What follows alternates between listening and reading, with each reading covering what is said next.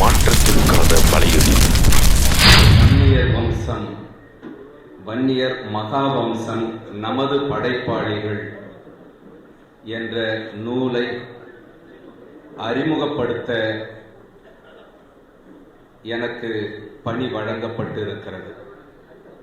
இந்த அற்புதமான நிகழ்வுக்கு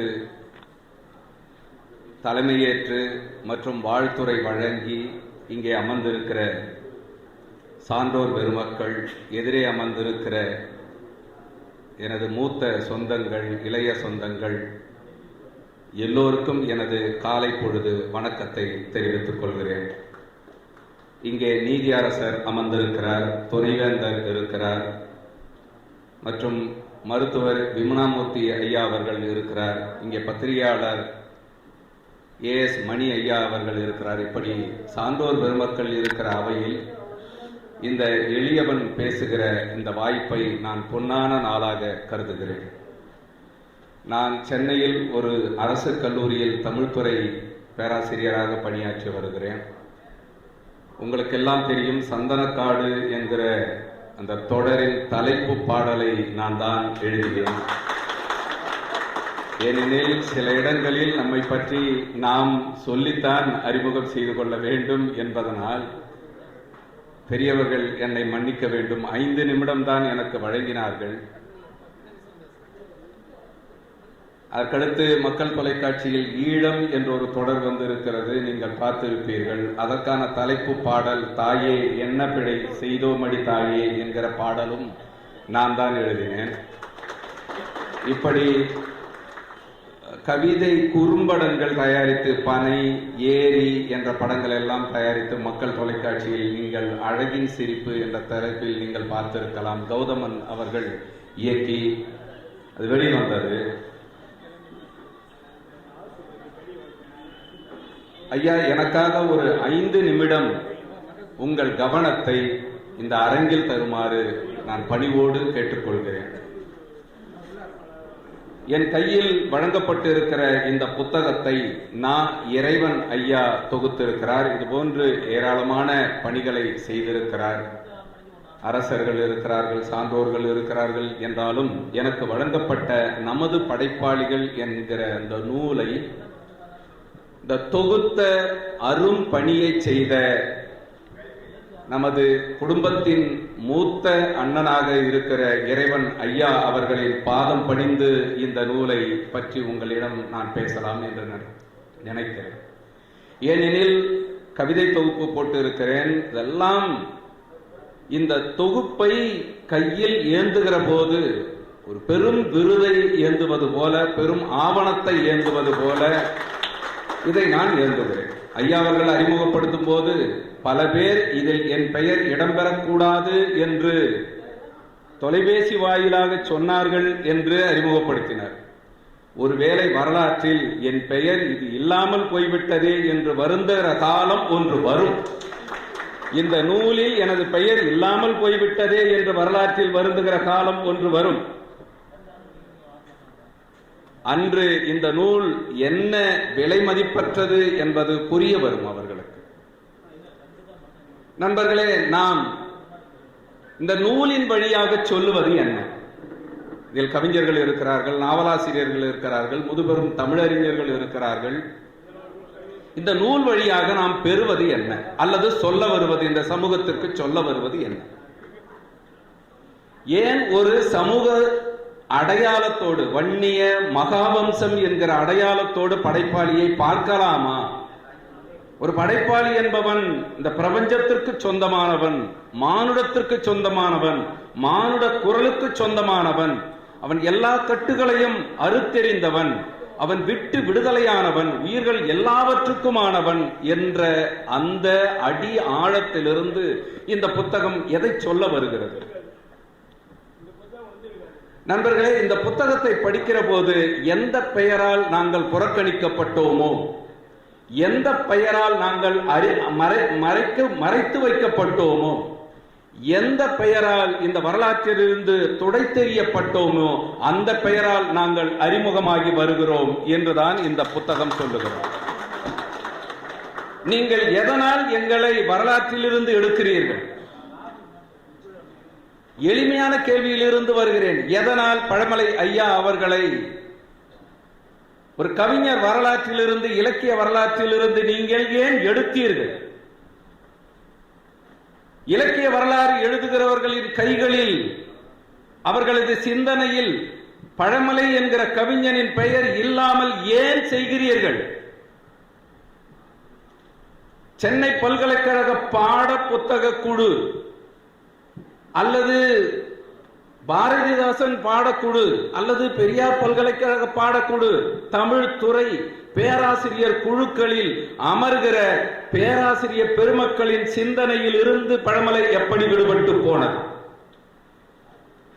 நீங்கள் பொது தமிழ் நூல்களில் ஒரு கவிதை கூடவா அவர் வைக்க தகுதியானவர் அல்ல. எங்கள் இளைய தலைமுறை, எங்கள் பிள்ளைகள், நூற்றுக்கணக்கான ஆயிரக்கணக்கான இளைஞர்கள் தமிழ் இலக்கியம், நீங்கள் வகுப்புகளில் போய் சென்று வாருங்கள். தமிழ் இலக்கியம் படிக்கிறவர்கள் பெருவாரியாக எந்த சமூகத்தை சேர்ந்தவர்கள்? ஏன் பழமலை ஐயாவின் கவிதை பாட புத்தகத்தில் ஒரு இளங்கலை தமிழ் படிக்கிறவன், முதுகலை தமிழ் படிக்கிறவனுடைய நூலில் ஒரு கவிதை கூடவா வைக்கக்கூடாது? உங்களை எது அவர்களை மறைக்கிறது? எது உங்களை, சதாசிவ பண்டாரத்தார் எது உங்களை, அவர் தூக்கி கொண்டாட வேண்டிய ஒரு பேரறிஞர், எது உங்களை மறைக்கிறது? சோமசுந்தர பாரதியார் தொல்காப்பியத்திற்கு, பொருளதிகாரத்திற்கு, அகத்தினியல், புறத்தினியல், மெய்வாட்டியல் ஒரு புதிய நோக்கில் உரை எழுதிய அந்த பெருமகனாரை உங்களை எது மறைக்கிறது? நாகப்ப படையாட்சியை, விடுதலை போராட்ட வீரர் அந்த வரிசையில் இருந்து விடுதலை போராட்ட வரலாறு எழுதுகிறவர்கள் கண்களில் எது மறைக்கிறது? எது மறைக்கிறதோ அதன் வழியாக நாங்கள் திரண்டு வருகிறோம் என்பதுதான் இந்த புத்தகம். இந்த சமூகத்தை நீங்கள் எத்தனை குற்றச்சாட்டு சொல்லுவீர்கள்? எத்தனை இழிவுபடுத்துவீர்கள்? எத்தனை அவதூறு?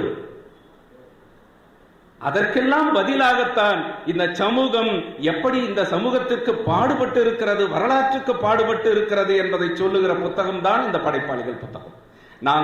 நீங்கள் சொல்லுகிறவர்கள் அல்ல.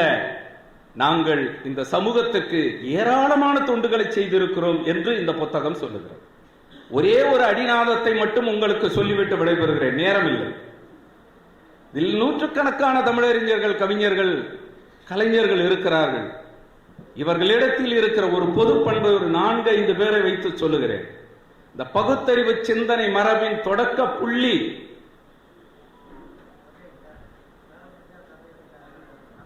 யார்? யாருக்காவது தெரியுமா? எடுத்தவுடன் நீங்கள் எந்த பெயரை சொல்லுவீர்கள்? ஐயா அவர்கள் சொல்லுகிறார்கள், இந்த பொது சமூகம் ஏன் மறந்தது? இந்த சிந்தனையின் தொடக்க புள்ளியாக அவர் இருந்தார். வரலாற்றை எழுதுவதில் கல்வெட்டுக்களை ஆதாரமாக வைத்து எழுத வேண்டும், அது துல்லியமாக எழுத வேண்டும், மறைக்கப்படக்கூடாது, சமய சார்போ மற்ற சார்போ இருக்கக்கூடாது என்று தொடங்கி வைத்தவர் சதாசிவ பண்டாரத்தார்.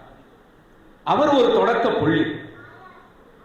தொல்காப்பிய உரை எழுதுகிற சோமசுந்தர பாரதியார் எழுதுகிறார், இளம்பூரணர், நச்சினார்க்கினியர் எப்படி இந்த நால்வர்ண கோட்பாட்டுக்கு இரையாகி உள்ளனர் என்று எடுத்துக்காட்டி தொல்காப்பிய பொருளதிகார உரையில், குறிப்பாக அகத்திணை உரையில் உயர்ந்தோர் என்ற வார்த்தைக்கு அவர் தரும் விளக்கம் தமிழ் சமூகத்திற்கு புதிது.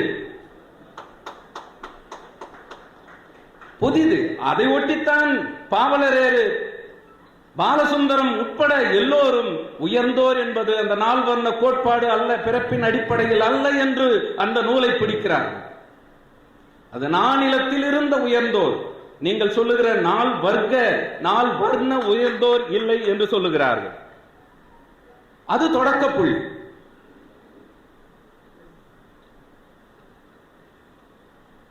திரைப்படத்துறையின் முதல் படம் அரிச்சந்திரா ஒரு தொடக்க புள்ளி.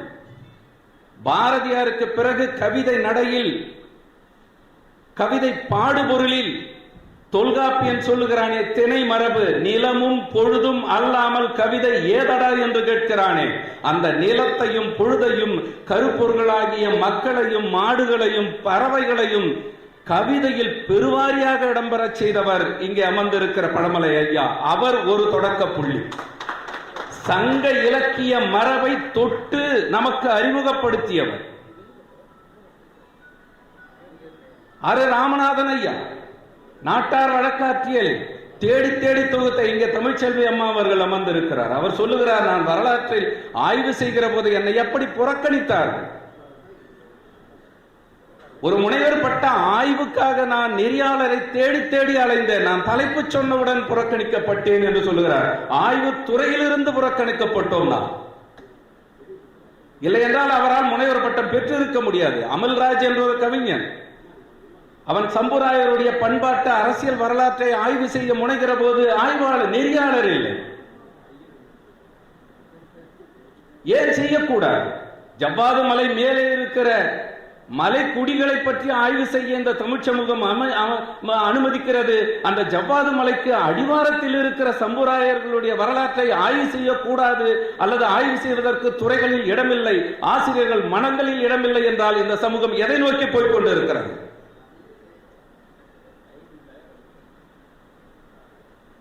இத்தனை சிந்தனையை கிளறுகிறது இந்த நூல். இது சாதாரண நூல் அல்ல.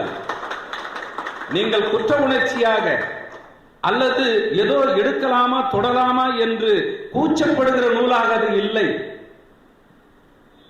இது வருங்காலத்தில் நமது வரலாற்றை பாதுகாக்கிற ஆவண பெட்டகம். இது சங்க இலக்கியங்களை தொகுத்தவர்களுக்குள் ஒரு அரசியல் இருக்கிறது.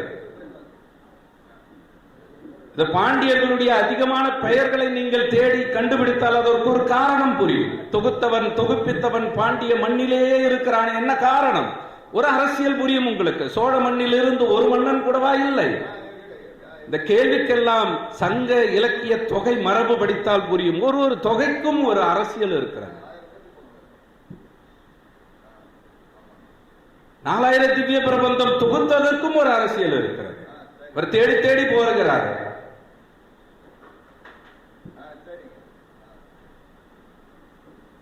திருத்தொண்ட தொகைக்கு ஒரு அரசியல் இருக்கிறது.